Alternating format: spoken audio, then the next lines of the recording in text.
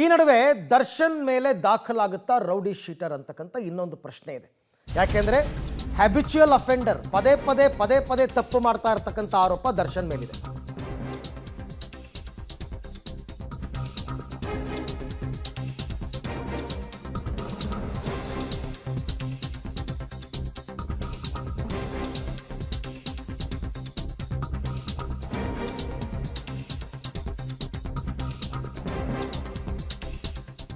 ದರ್ಶನ್ ವಿರುದ್ಧ ದಾಖಲಾಗುತ್ತಾ rowdy sheet ಅಂತಕ್ಕಂಥ ಒಂದು ಪ್ರಶ್ನೆ.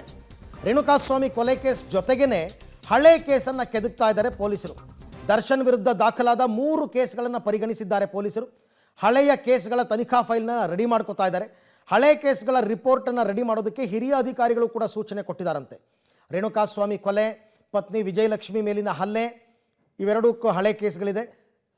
ಆಮೇಲೆ ಪಬ್ಬಲ್ಲಿ ನಿಯಮ ಮೀರಿ ಅವರು ಪಾರ್ಟಿ ಮಾಡಿದ್ರಲ್ಲ, ಅದೊಂದು ಕೇಸ್ ಇದೆ.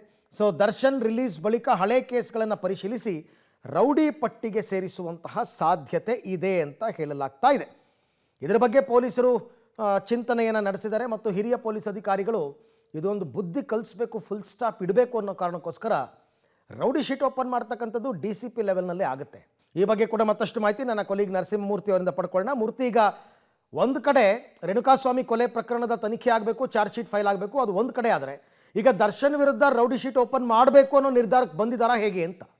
ಅರವಿಂದ, ಈ ಬಗ್ಗೆ ಪಬ್ಲಿಕ್ ಟಿವಿ ಮೊದಲಿಂದಲೂ ಕೂಡ ದರ್ಶನ್ ಮೇಲೆ ರೌಡಿ ಶೀಟರನ್ನು ತೆರೆಯೋದಕ್ಕೆ ಪೊಲೀಸರು ಗಂಭೀರವಾದಂತಹ ಚಿಂತನೆಯಲ್ಲಿದ್ದಾರೆ ಅನ್ನೋ ನಿಟ್ಟಿನಲ್ಲಿ ವರದಿಗಳನ್ನು ಮಾಡಿತ್ತು.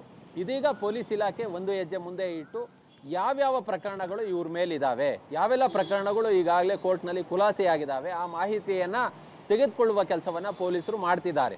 ಇತ್ತೀಚೆಗೆ RR ನಗರದಲ್ಲೂ ಕೂಡ ಒಂದು ಪ್ರಕರಣ ದಾಖಲಾಗಿತ್ತು. ಯಾರೋ ಒಬ್ಬರು ವಕೀಲರೊಬ್ಬರು ಇವರ ಮನೆ ಬಳಿ ಕಾರನ್ನು ನಿಲ್ಲಿಸಿದ್ರು ಅಂತೇಳಿ ನಾಯಿಗಳನ್ನು ಚೂ ಬಿಟ್ರು ಅಂತೇಳಿ ಆ ಪ್ರಕರಣದಲ್ಲಿ ಇಬ್ಬರು ಏಟು ಆರೋಪಿ. ಅದಾದ ಬಳಿಕ ಇತ್ತೀಚೆಗೆ ಒಂದು ಮೂವಿ ಸಕ್ಸಸ್ ಪಾರ್ಟಿ ಅಂತೇಳಿ ಜೆಟ್ಲಾಕ್ ಪಬ್ನಲ್ಲಿ ಬೆಳಗಿನ ಜಾವದವರೆಗೂ ಪಾರ್ಟಿ ಮಾಡಿದ್ರು. ಆ ಪ್ರಕರಣದಲ್ಲೂ ಕೂಡ ಸುಬ್ರಹ್ಮಣ್ಯ ನಗರ ಪೊಲೀಸ್ ಠಾಣೆಯಲ್ಲಿ ಪ್ರಕರಣ ದಾಖಲಾಗಿತ್ತು.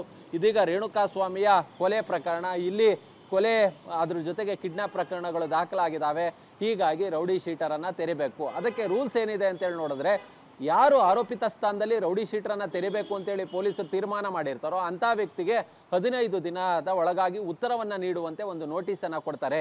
ಸದ್ಯ ಈಗ ದರ್ಶನ್ ಜೈಲಿನಲ್ಲಿ ಇರೋದ್ರಿಂದ ಪರಪ್ಪನಗ್ರಹಾರದಿಂದ ಇವರು ಜಾಮೀನಿನ ಮೇಲೆ ಬಿಡುಗಡೆಯಾದ ಬಳಿಕ ಒಂದು ನೋಟಿಸನ್ನು ಕೊಡ್ತಾರೆ.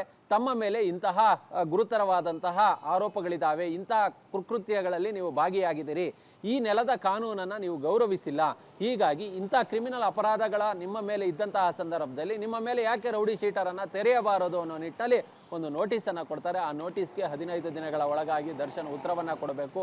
ಆ ಬಳಿಕ ಇದೀಗ ರೌಡಿ ಹಾಳೆಯನ್ನು ತೆರೆಯೋದಕ್ಕೆ ಕಾಮಾಕ್ಷಿಪಾಳ್ಯ ಪೊಲೀಸ್ ಠಾಣೆಯಲ್ಲಿ ರೇಣುಕಾಸ್ವಾಮಿ ಕೊಲೆಯಾಗಿರೋದ್ರಿಂದ ಅಲ್ಲಿ B ರೌಡಿ ಹಾಳೆಯನ್ನು, ಮತ್ತು RR ನಗರದಲ್ಲಿ ಇವರ ಮನೆ ಇರೋದ್ರಿಂದ ಅಲ್ಲಿ A ರೌಡಿ ಹಾಳೆಯನ್ನು ತೆರೆಯೋದಕ್ಕೆ ಪೊಲೀಸರು ಸಿದ್ಧತೆಗಳನ್ನು ಮಾಡಿಕೊಂಡಿದ್ದಾರೆ. ಇದೆಲ್ಲವೂ ಕೂಡ ದರ್ಶನ್ ಜೈಲಿನಿಂದ ಹೊರಬಂದ ಬಳಿಕ ನೋಟಿಸನ್ನು ಕೊಟ್ಟು ಆ ಬಳಿಕ ಈ ಒಂದು ಕಾರ್ಯವನ್ನು ಪೊಲೀಸರು ಮಾಡಲಿದ್ದಾರೆ ಅನ್ನೋ ಮಾಹಿತಿಗಳು ಲಭ್ಯವಾಗ್ತಿವೆ.